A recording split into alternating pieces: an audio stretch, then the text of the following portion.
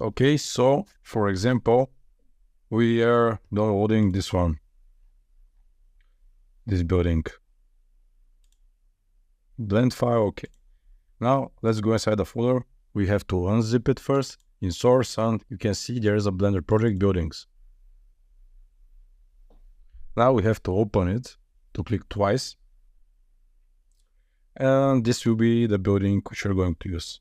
So how to export it from here? You have to select all, or just to click A on your keyboard, and this button is selecting everything as you see now. Okay, and File, Export, FBX, and selected objects, you have to click on it and to choose in which folder you want to export it, maybe on your desktop, on any folder you're using when you're making this project. So it's totally up to you, and to click Export FBX.